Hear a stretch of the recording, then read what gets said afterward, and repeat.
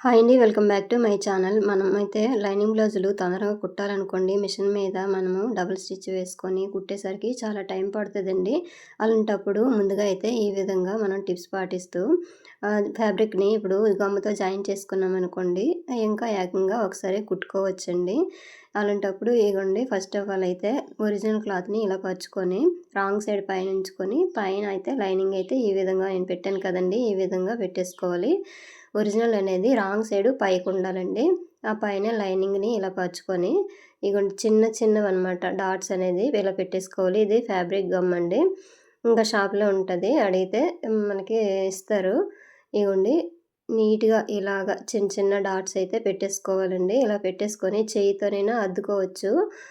లేదంటే ఇలా చేయితో అద్దుకొని ఫ్యాన్ దగ్గర పెట్టేసుకునే పర్వాలేదు. లేదంటే అర్జెంట్‌గా మనకు కావాలనుకోండి, ఐరన్ బాక్స్ తోటి ఇలా ఐరన్ చేసుకుంటే అద్దేస్తదండి. కాకపోతే క్లాత్‌ని బట్టి మనము ఐరన్ అనేది చేసుకోవాలి. సిల్క్ క్లాతులుంటాయి కదండీ! సిల్క్ క్లాతులు ఉండేటప్పుడు మనము ఐరన్ బాక్స్‌లో సిల్క్ మోడ్ ఉంటదండి. దాన్ని పెట్టేసుకొని అప్పుడు మాత్రమే ఐరన్ చేసుకోవాలి. లేదంటే క్లాత్ అనేది కాలిపోతది.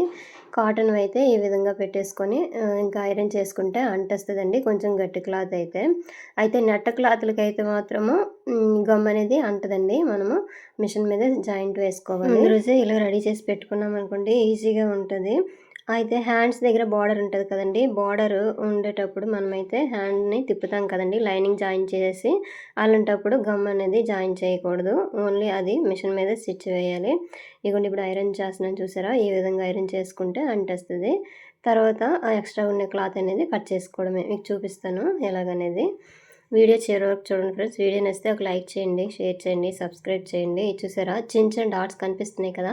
అవి పర్వాలేదండి. మనం స్టిచ్ చేస్తాం కదా! ఆ స్టిచ్చింగ్‌లోకి అయితే వెళ్ళిపోతది, కనిపించదు.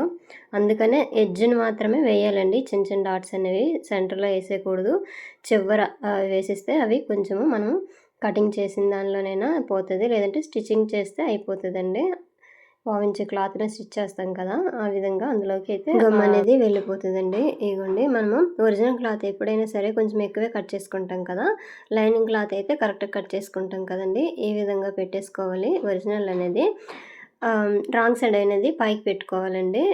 ఒరిజినల్ అనేది కిందకి పెట్టుకోవాలి. రైట్ సైడ్ అనేది కిందకి పెట్టుకొని, రాంగ్ సైడ్ అనేది పైకి పెట్టుకొని, దాని మీద ఈ లైనింగ్ అనేది పెట్టేసుకోవాలనమాట. ఇగోండి, చూడండి ఈ విధంగా. చిన్న చిన్న డాట్స్ అనేది ఇలా పెట్టేసుకోవాలండి. చివర పెట్టాలి. ఇంకా మిడిల్‌లోకి ఇట్లా పెట్టేసుకోకూడదు. ఈ చివర పెట్టేసుకుంటే మనకి పర్వాలేదు, సరిపోతది.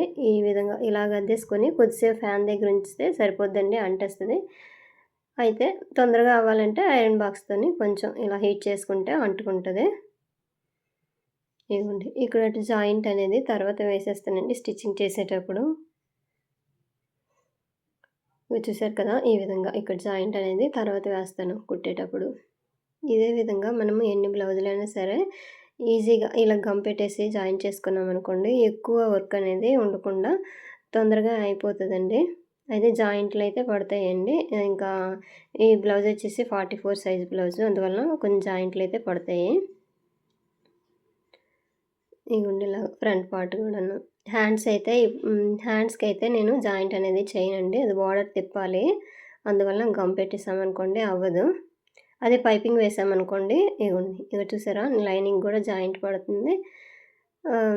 పైపింగ్ వేస్తే గమ్ పెట్టేయొచ్చండి. చివరే కదా పైపింగ్ వేస్తాము.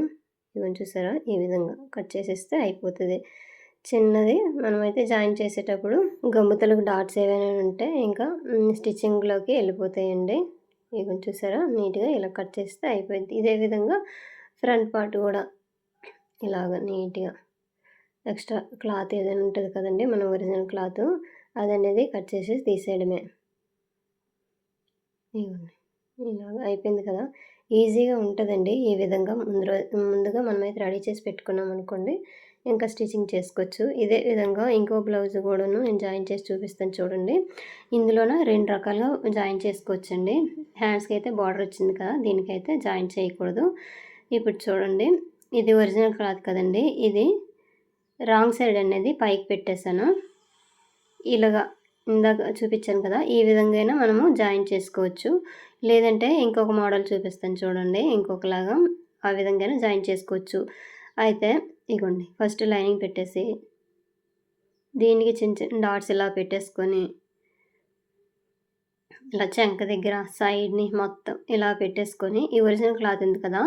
ఇగోండి ఈ రైట్ సైడ్ అనేది పైకొచ్చేటట్టుగా, రాంగ్ సైడ్ అనేది కిందికెళ్ళేటట్టుగా ఈ విధంగా పెట్టేసుకొని, ఇలా చేయితో అద్దేసుకొని, మనం ఒక్కసారి ఐరన్ చేసుకున్నామనుకోండి ఇంకా అంటేస్తదండి. ఈ విధంగాన మనము ఉగ్గులు రాకుండా ఉంటాయండి. ఈ విధంగా అయితే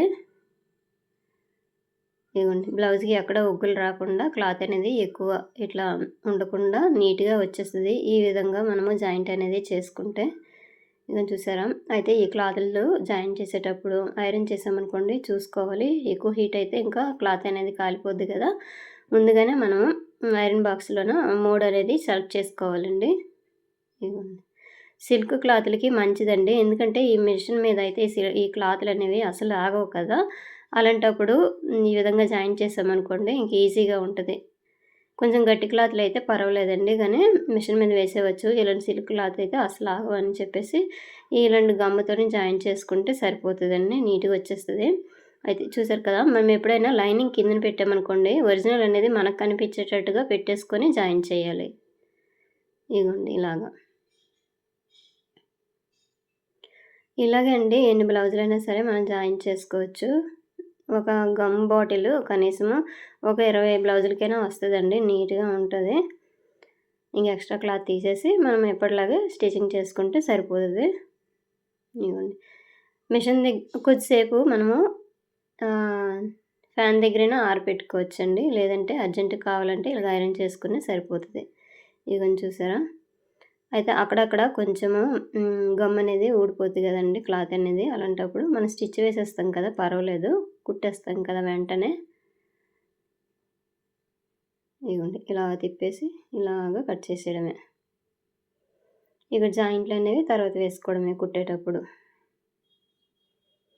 వీటికైతే హ్యాండ్స్‌కైతే ఎప్పుడైనా సరే గమ్ పెట్టి జాయిన్ చేయనండి. ఎందుకంటే బార్డర్స్ ఉంటాయి కదా! ఎక్కువ బ్లౌజులకైతే బార్డర్ వస్తాయి కదండీ! ఆ బార్డర్ అనేది మనం తిప్పుతాం కదా! అలాంటప్పుడు జాయిన్ చేయకూడదు. అదే మనము పైపింగ్ వేసామనుకోండి జాయిన్ చేసేసుకొని ఇంక పైపింగ్ అయినా వేసేసుకోవచ్చు. ఇదిగోండి చూసారా? ఇలాగే మనము ఎన్ని బ్లౌజులైనా సరే ఈజీగా మనము స్టిచ్ చేసేయవచ్చండి. ఇదిగోండి నెక్ దగ్గర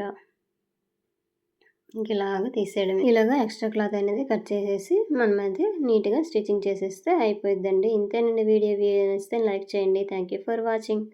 ఈ విధంగా ఎన్ని బ్లౌజులైనా చేయొచ్చు.